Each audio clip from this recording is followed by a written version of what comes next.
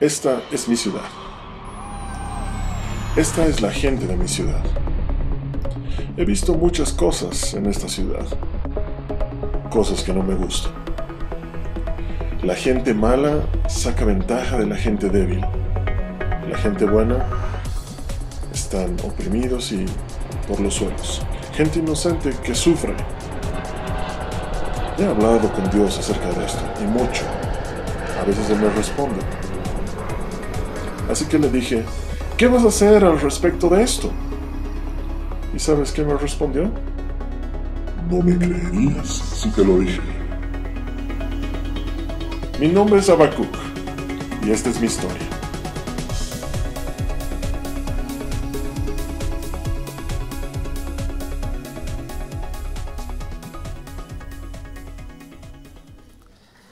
¿Qué tal? ¿Cómo están? ¿Bien? ¿Todos bien? Me alegra mucho verlos a todos acá. Realmente en un fin de semana largo. Realmente me alegra mucho ver que están acá. A todos los que están conectados por la iglesia.tv, también qué bueno verlos y espero que se animen a charlar con toda la gente que está ahí de anfitrión en la sala de chat para tener un lindo momento escuchando la palabra de Dios. Bueno, hoy tenemos el tercer mensaje de la serie Habacuc. Es el tercero y último. La semana pasada Carlos Alberto nos hablaba acerca de ese momento en el que atravesamos un problema y vemos que nos da la impresión de que Dios no estuviera respondiendo nuestra oración, nos sentimos solos y era como que estábamos en un foso, ¿no? ¿Se acuerdan del foso del que nos hablaba Carlos Alberto? Y él nos demostraba qué era lo que teníamos que hacer mientras estábamos en el foso. Hoy vamos a hablar acerca de cómo salir de ese foso. Hemos visto que una vez que estabas en el foso, pues tenías que esperar, tenías que escribir y muchas cosas más, pero ¿qué hacemos entonces cuando estamos en ese momento y queremos salir del foso? Eso es de lo que vamos a hablar hoy, última semana de la serie Habacuc, pero antes quiero que aproveches un minuto y le digas al que está a tu lado, qué bien que viniste a la iglesia. Que le des la mano, le des un abrazo, si quieres, no sé, sonreíle, lo que quieras, pero dile, qué bueno que viniste hoy a la iglesia. Ya, los que están en línea, qué bueno que vinieron hoy a la iglesia, esta es una iglesia virtual, y los anfitriones de chat que están ahí te van a dar la bienvenida ahora, anímate a charlar con ellos. A ver, de los que estamos acá y de los que están en la iglesia en línea, ¿quiénes pueden decir que han atravesado por un problema, que han orado por ese problema, que les ha dado la impresión que Dios no ha contestado su oración y eso los ha confundido? Todos, ¿no? La verdad es que no son los primeros, no van a ser los últimos, y ya 600 años antes de Cristo esto le pasó a Habacuc. Si recuerdan, o si es la primera vez que vienen, Habacuc es uno de los 12 profetas menores. Se escribió este libro 600 años antes de Cristo. Y lo que sucede en esa época es que Dios le dice a Habacuc, ¿sabes qué? Tu pueblo está en pecado, tu pueblo tiene gente que está corrupta, tu pueblo está mal, ustedes están mal. Y eso evidentemente no le agrada a Habacuc escuchar el mensaje, pero sabía que era verdad, sabía que en su pueblo, que su gente había corrupción, había pecado, que no estaban viviendo de acuerdo a lo que Dios decía que debían vivir. Pero lo que realmente le mueve el piso a Habacuc es que Dios le dice, ¿sabes qué? Voy a agarrar y yo voy a traer a los babilonios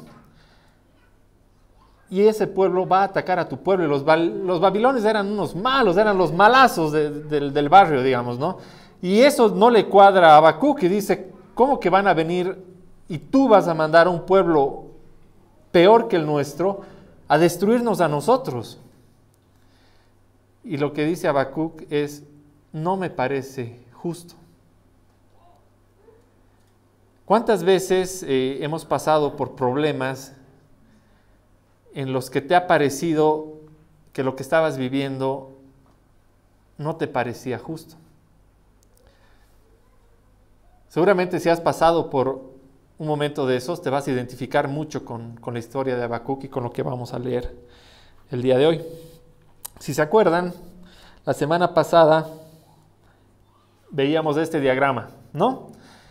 Al principio, cuando conoces a Jesús y le entregas tu vida, empiezas a subir un momento de euforia, de alegría.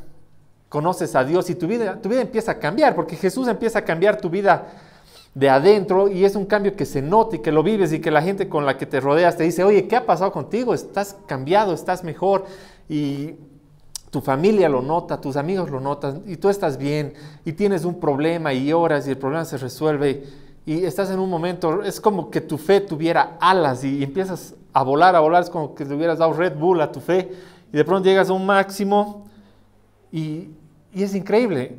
Si están aquí, les aseguro que todos han pasado por ese momento. Si le has entregado tu vida a Jesús, has pasado por ese momento, porque Él ha entrado en ti, ha cambiado tu vida y has sentido eso que te ha llevado a cambiar tu vida y entregarle tu corazón y tu vida a Jesús. Has pasado por eso, definitivamente.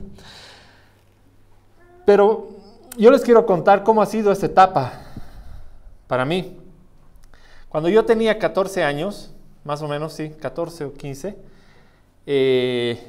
tuvimos un accidente, estábamos viajando y el avión en el que viajábamos se estrelló. Milagrosamente, tendríamos que haber muerto en ese accidente, pero milagrosamente salimos vivos. Era inexplicable, era milagroso, porque salimos vivos y además salimos ilesos. Teníamos unas cuantas heridas, algunos, pero para lo que hubiera podido ser, no fue nada serio.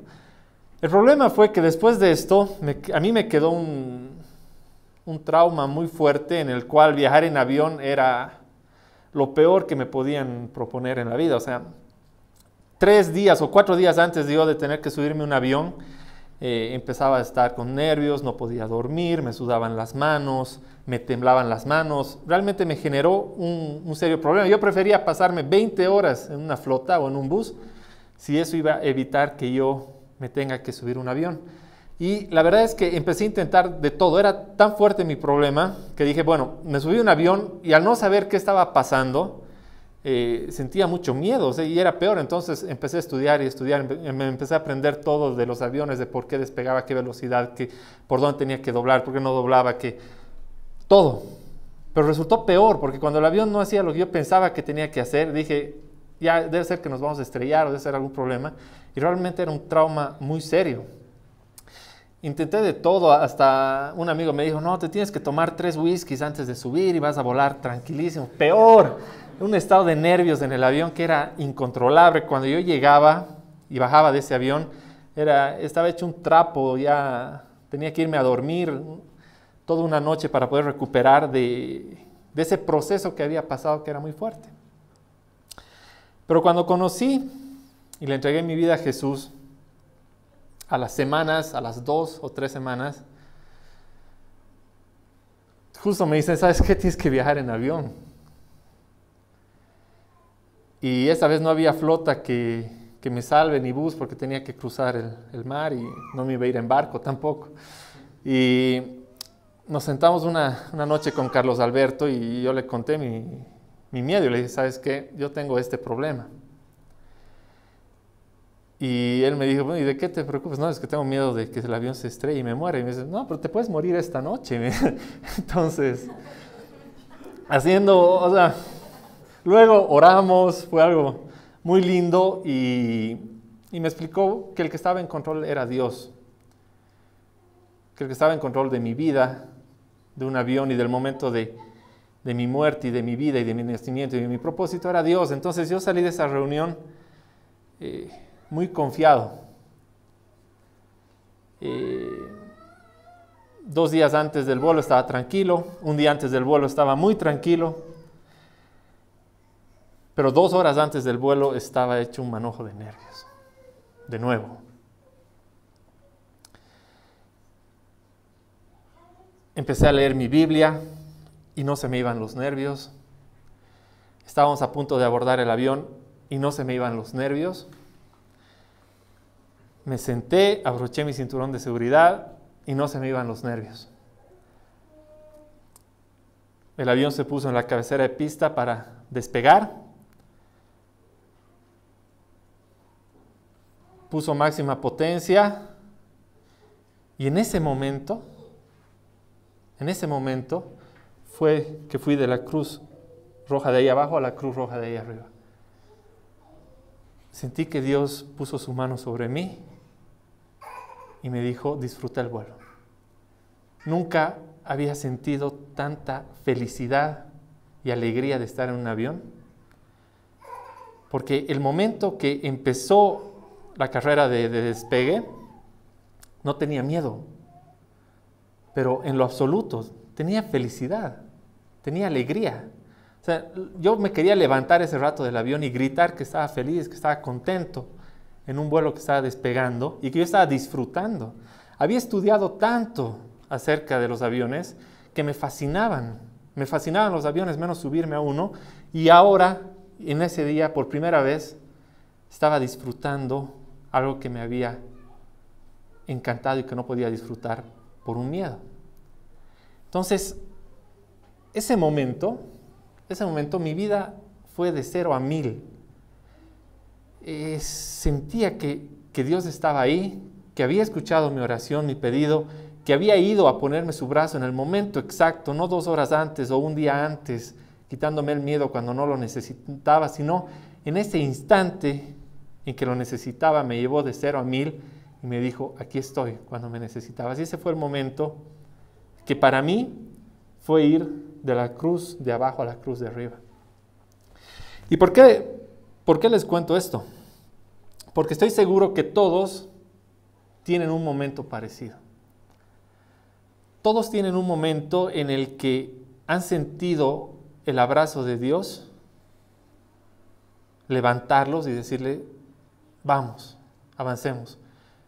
Y si aún no han sentido eso, y quizás es porque recién le han entregado su vida a Jesús, o quizás se la vas a entregar hoy, si estás en la Iglesia TV, prepárate porque lo vas a sentir y lo vas a vivir. Y vas a ver cómo Jesús empieza a cambiar desde el miedo más profundo que tienes dentro y lo va a quitar. Ahora, ¿qué es lo que pasa? La semana pasada veíamos que en el capítulo 2 de Habacuc hay una caída, hay un foso.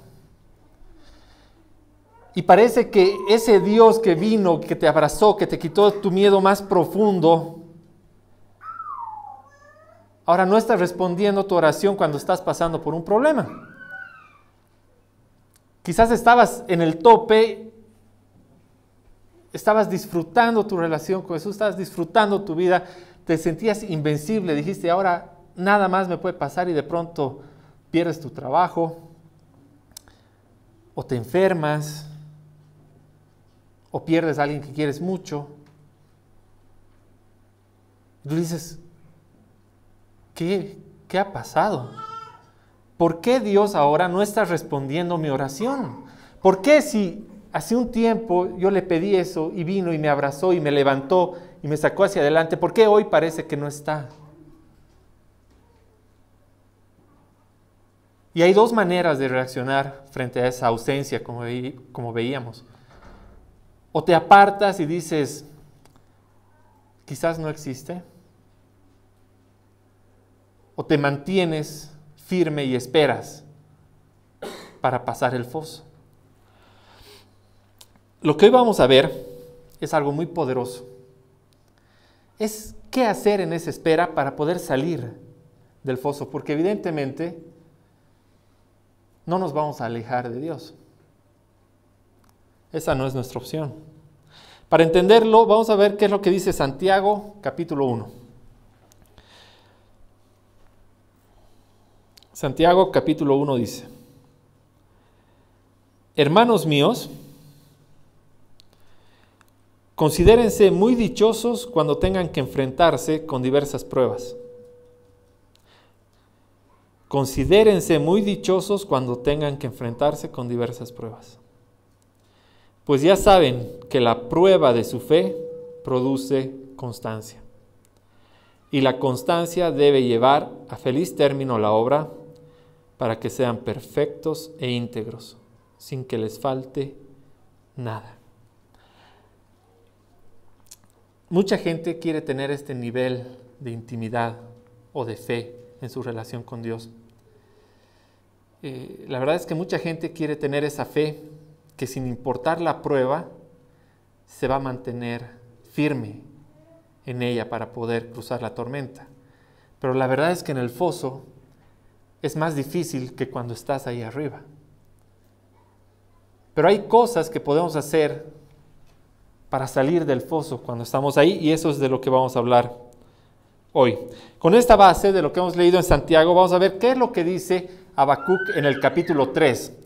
El capítulo 1 era acerca de lo que les había dicho de ese momento en que estás de subida. El capítulo 2, cuando estás en el foso. Y el capítulo 3 es el momento en que sales del foso y tienes una fe sin igual. Entonces, ¿qué dice? ¿Cómo empieza? Señor, he sabido de tu fama, tus obras. Señor, me dejan pasmado. Realízalas de nuevo. Y ahí recalco, realízalas de nuevo. En nuestros días, dalas a conocer en nuestro tiempo. En tu ira, ten presente tu misericordia. ¿Qué le está diciendo Habacuc ahí a Dios? Está diciendo, Señor, sé todo lo que has hecho. Sé lo grande que eres. Sé lo que has hecho en mi vida antes. Pero me da la impresión que ya no lo estás haciendo más. Porque le pide, hazlas de nuevo hoy. Hazlas de nuevo ahora. ¿No les ha pasado alguna vez que leyendo la Biblia ven cómo Dios abrió el mar, mandó las plagas, y les daría la impresión o quisieran creer cuando uno está en el foso de que ya no lo está haciendo ahora? Muchas veces cuando uno está en el foso siente eso. Y dice, sí, Dios poderosísimo partió el mar, envió plagas para que se llegara al faraón, pero ¿y hoy quiero ver esos milagros? Y la verdad es que esos milagros sí ocurren al día de hoy. Por eso, hoy vamos a ver 3 cosas que debemos hacer para poder salir del foso. Si están tomando notas, la primera cosa que debemos hacer para salir del foso es recordar.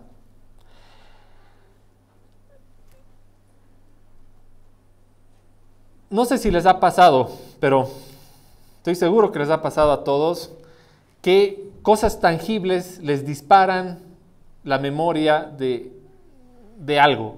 ¿Nunca les ha pasado que un olor les despierta la memoria de algo que ha pasado? Hace 2 semanas estaba en la casa de mi tía y de pronto sentí un olor a ruda, que era una hojita que mi abuelita se ponía en la frente cuando le dolía la cabeza. Pero fue algo instantáneo. Ni bien sentí el olor, se me vino a la mente mi abuelita en un segundo. Y estoy seguro que hay olores o hay canciones que te transportan a un tiempo, pero inmediatamente que sientes un olor y dices, mi abuelita, o una canción que dices, mi esposa, yo me acuerdo, o un viaje, o tu luna de miel, o la vez que conociste a alguien. Porque hay cosas tangibles que nos despiertan la memoria. Y de esta misma manera, los momentos que tú has vivido con Dios van a despertar una memoria espiritual, en la cual esa memoria va a hacer que te acuerdes de todos los milagros que ha hecho Dios en tu vida. Pero entonces, ¿cómo funciona esto?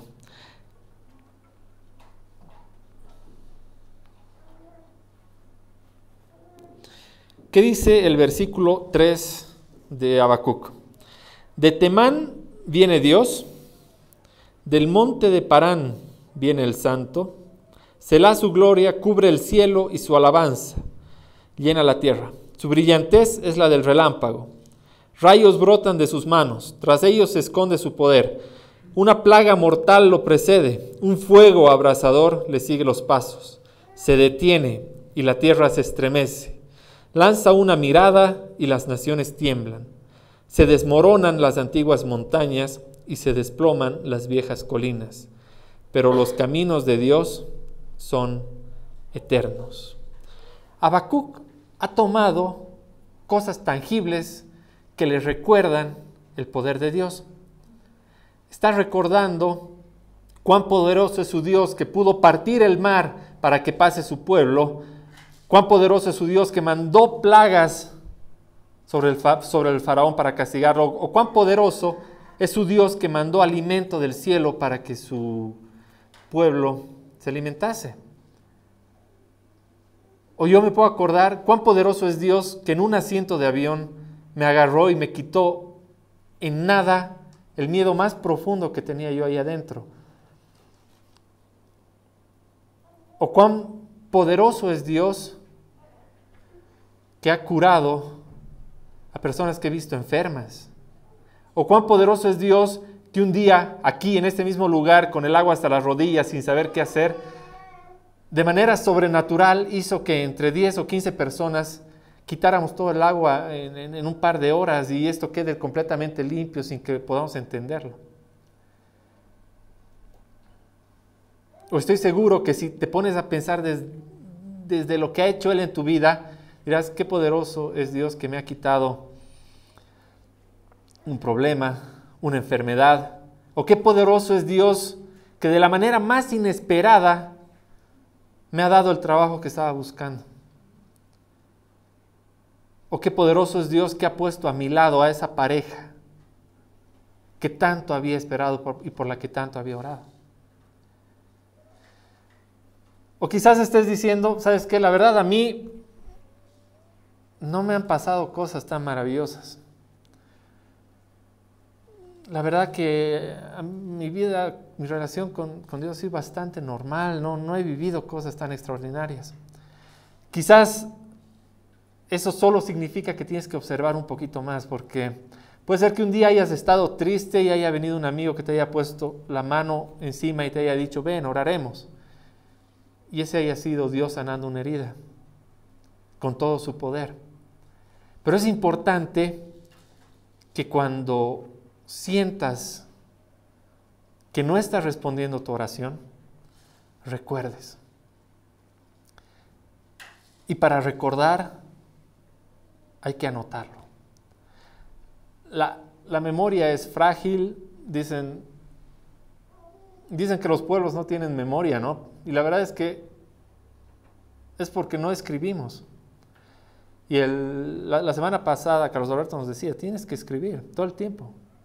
Cuando yo estaba preparando esto decía, bueno, ¿de qué voy a hablar?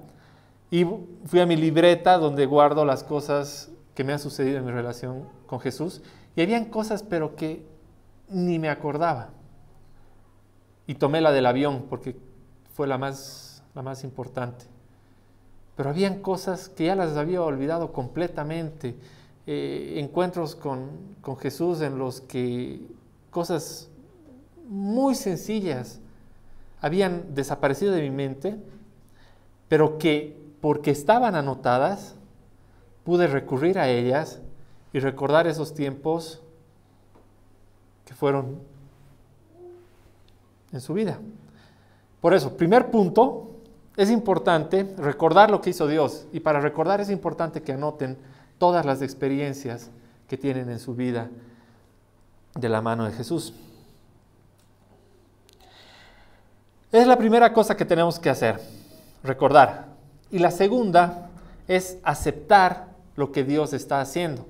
Ahora, ¿qué quiere decir aceptar lo que Dios está haciendo en mi vida?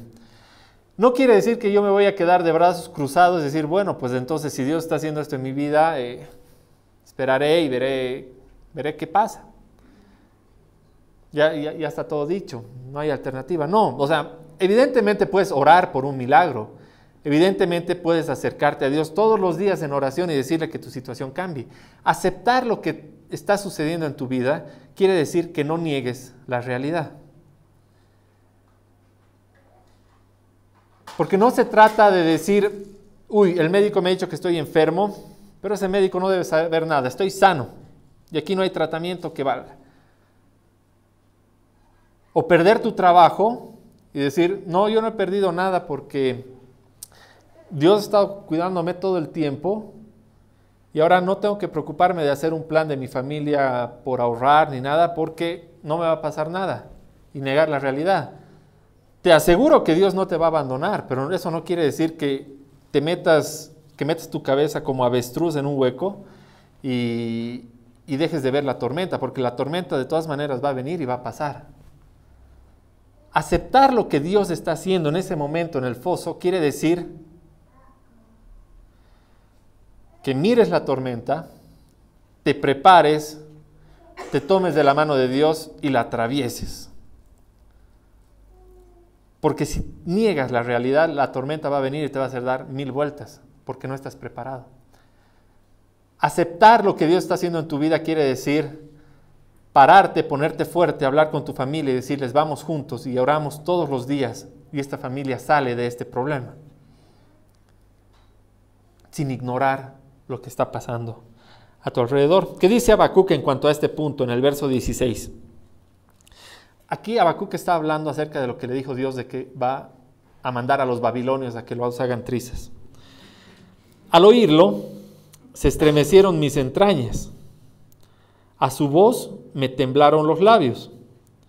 La carcoma me caló en los huesos y se me aflojaron las piernas. Pero yo espero con paciencia el día en que la calamidad vendrá sobre la nación que nos invade. A ver, póngase a pensar en esto. Si se te estremecen las entrañas, se te aflojan las piernas y te tiemblan los labios, es que estás viendo la tormenta que se te viene, ¿verdad? No has metido tu cabeza en un hueco en el que a mí no me pasa nada, todo está bien, todo está bonito y esperas que todo se arregle mágicamente. La tormenta va a venir y va a pasar. ¿Pero qué dice Habacuc? Pero espero pacientemente. Porque es muy diferente pensar que nada te va a pasar a decir, viene la tormenta, pero nada me va a pasar porque el que está en control es Dios. Y así yo esté en el foso, el que sigue en control es Dios. Y la tormenta va a venir y me voy a tomar de su mano y la voy a pasar y voy a aparecer del otro lado porque el que está en control es Dios. Eso es aceptar lo que Dios está haciendo. No ocultar la cabeza en un hueco como un avestruz.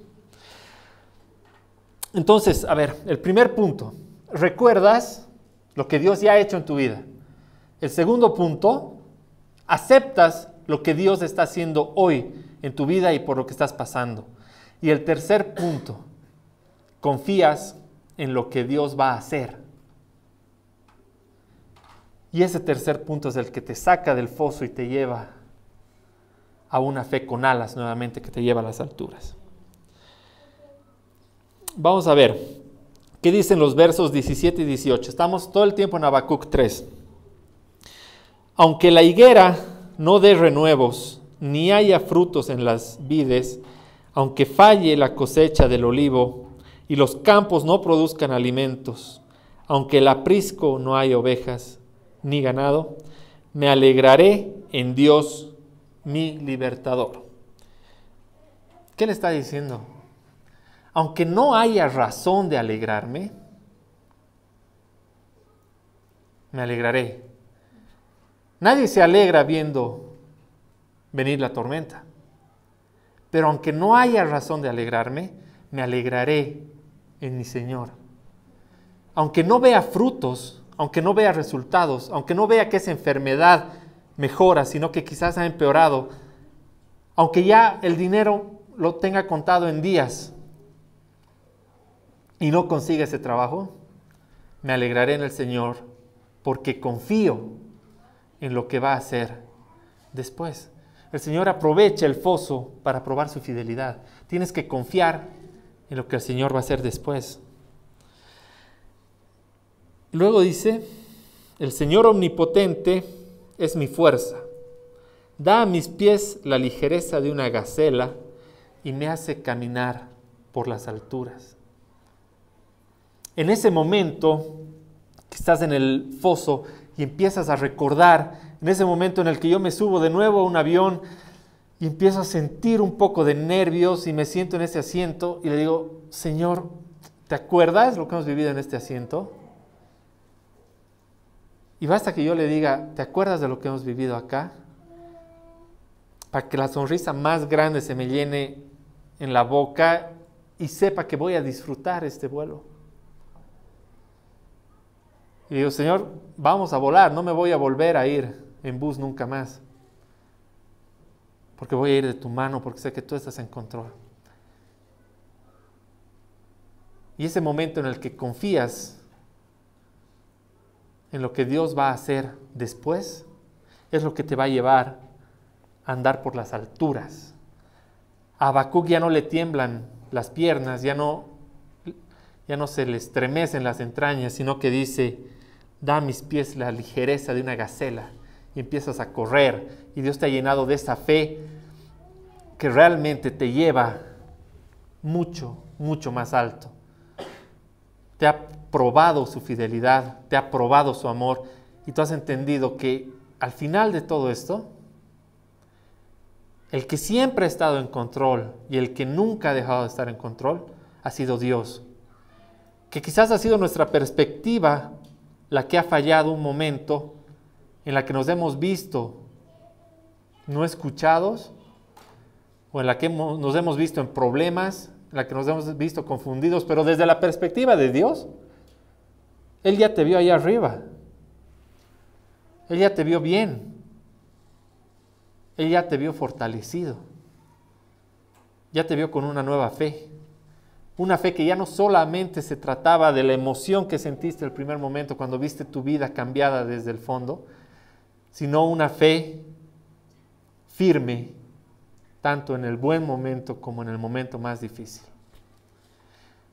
Con eso terminamos la serie de Habacuc. Y creo que al igual que yo, muchos de ustedes se han debido identificar con ese momento difícil del foso. La gran noticia es que luego del foso viene una fe mucho más fuerte. Solo hay que recordar, hay que aceptar y hay que confiar. Vamos a orar.